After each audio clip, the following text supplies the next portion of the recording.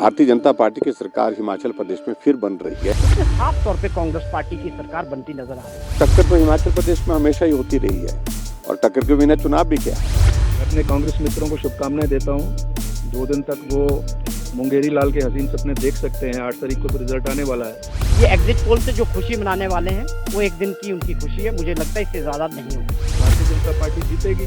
अब कांग्रेस के मित्र क्या बोल सकते हैं, उनके पास बोलने के लिए कुछ नहीं है।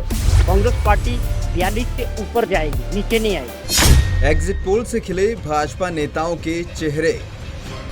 एग्जिट पोल में भाजपा को बढ़त, कांग्रेस भी पीछे नहीं। मिशन रिपीट को लेकर और आश्वस्त हुए भाजपा नेता। भाजपा की खुशी को कांग्रेस ने बताया 2 दिन की। कांग्रेस नेताओं का दावा, पहले भी कई बार गलत हुए हैं ऐसे सर्वे। 8 दिसंबर को प्रदेश में पूर्ण बहुमत से बनेगी कांग्रेस सरकार, नरेश चौहान। एग्जिट पोल आने के बाद अब इंतजार है 8 दिसंबर का, जब मतगणना होगी और साफ हो जाएगा कि प्रदेश में किसकी सरकार बन रही है। भाजपा रिवाज बदल रही है या जनता भाजपा को ही बदल रही है। लेकिन इस बीच बीते कल आए एग्जिट पोल को लेकर बयानबाजी शुरू हो गई है।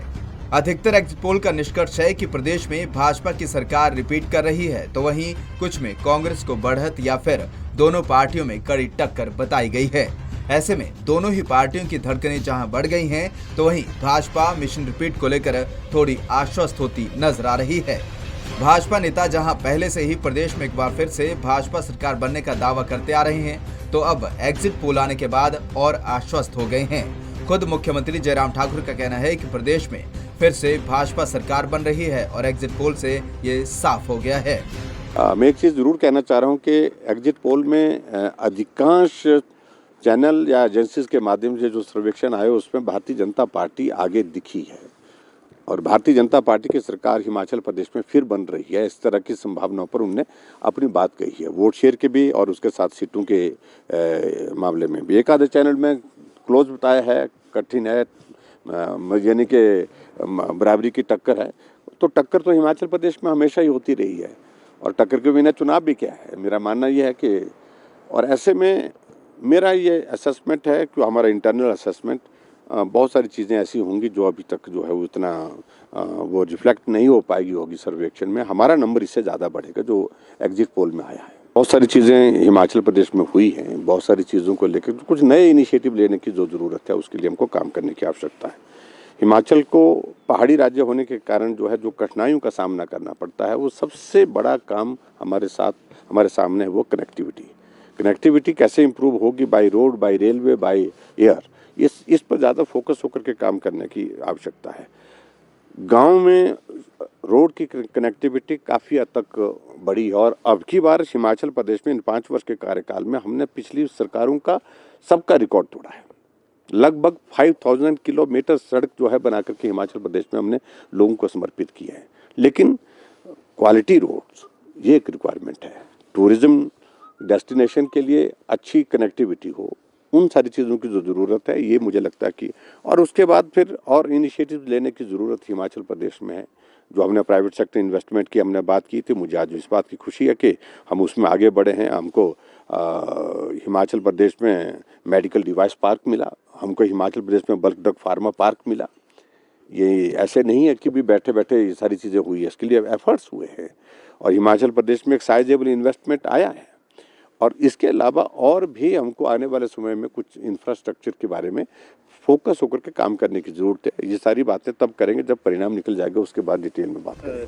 वहीं भाजपा की इस खुशी को कांग्रेस 2 दिन का बता रही है। प्रदेश कांग्रेस उपाध्यक्ष नरेश चौहान का कहना है कि जो सर्वे आए हैं वह चंद लोगों से बात करके किए गए हैं। 55 लाख वोटर में से केवल 10-20 हजार सैंपल लेकर सर्वे किए गए हैं। ऐसे में इस आधार पर राय बनाना सही नहीं है। सर्वे पहले भी गलत हो चुके हैं।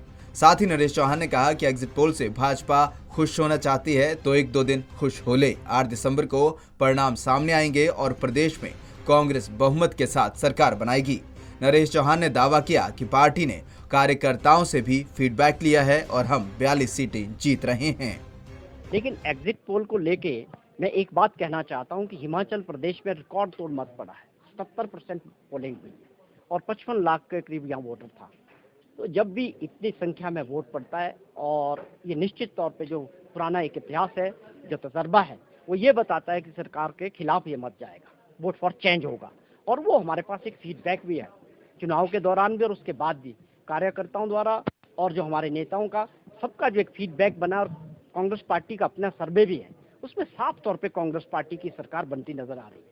अपना सर्वे एग्जिट पोल में किसी चैनल ने कांग्रेस पार्टी को दिखाया, किसी ने भाजपा को एज दिया है, लेकिन एग्जिट पोल में क्या सैंपल्स रहे, किस एजेंसीज ने कैसे काम किया, मैंने बताया आपको 55 लाख लोग हैं। अगर सैंपल साइज 20,000, 25,000, 30,000 होगा तो उसमें ये एनालाइज करना इतना आसान नहीं है कि ये किस दिशा में चुनाव जाएगा। और हिमाचल प्रदेश के क्या आपने सभी जिलाओं को कवर किया, तो ये अपने आप में एग्जिट पोल्स पे पहले भी क्वेश्चन मार्क्स रहे हैं।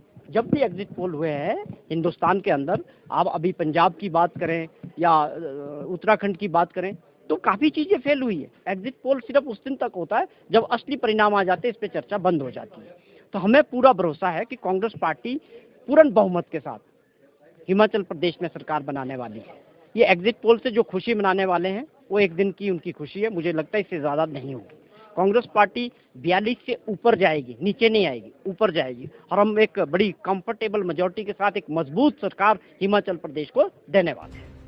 वहीं कांग्रेस के जीतने पर सीएम कौन होगा, इसे लेकर नरेश चौहान ने कहा कि कांग्रेस में पार्टी हाईकमान ही सीएम तय करता है। साथ ही नरेश चौहान ने सीएम बनाने को लेकर नेताओं के बायोडाटा मंगवाने की खबरों को भी गलत करार दिया।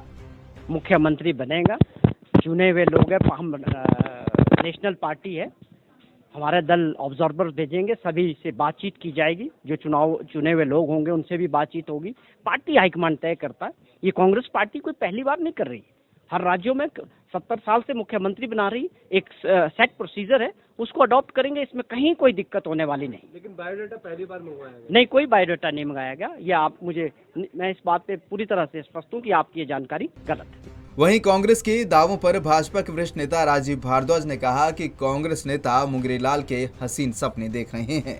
एग्जिट पोल की तरह 8 दिसंबर को भी भाजपा के पक्ष में ही परिणाम आएगा। लेकिन कांग्रेस के लोग कहें तो क्या कहें, उनके पास कहने के लिए कुछ नहीं है, कोई उपलब्धियां नहीं है। जब उनकी सरकारें थी तब उन्होंने क्या किया, उनके पास कोई उपलब्धि नहीं है। तो इसलिए केवल ये जो एग्जिट पोल आए हैं, उन एग्जिट पोल के ऊपर टिप्पणी करना, उनके ऊपर अपना विश्वास नहीं जताना। लेकिन मैं आपके चैनल के माध्यम से अपने कांग्रेसी मित्रों को बोलना चाहता हूं कि ये जो एग्जिट पोल आते हैं, ये महज कोई तुकबंदी नहीं होती। ये एग्जिट पोल जो आते हैं, ये सिफोलॉजी है, ये एक साइंस है। ये जितने आपके चैनल्स के जो नेशनल चैनल्स हैं, इनके जो सिफोलॉजिस्ट हैं, वो सिफोलॉजिस्ट इस विद्या के माध्यम से इलाके में घूमकर आंकलन करते हैं। ये सिफोलॉजी के माध्यम से ये निकल कर आया है और भारतीय जनता पार्टी जीतेगी। अब कांग्रेस के मित्र क्या बोल सकते हैं इन पे, उनके पास बोलने के लिए कुछ नहीं है। अनर्गल प्रचार करेंगे, इधर उधर की टिप्पणियां करेंगे और वो कुछ नहीं कह सकते। बहरहाल एग्जिट पोल में हालांकि भाजपा को बढ़त दिखाई दे रही है, लेकिन कांग्रेस भी ज्यादा पीछे नहीं है। कुल मिलाकर कहा जा सकता है कि एग्जिट पोल में दोनों ही पार्टियों में कड़ी टक्कर दिखाई दे रही है। ऐसे में देखने वाली बात होगी कि 8 दिसंबर को जब मतगणना होती है तो ऊंट किस करवट बैठता है। भाजपा का मिशन रिपीट सफल होता है या कांग्रेस का हाथ विजय पताका फहराता है। पंजाब केसरी टीवी के लिए शिमला से अली की रिपोर्ट।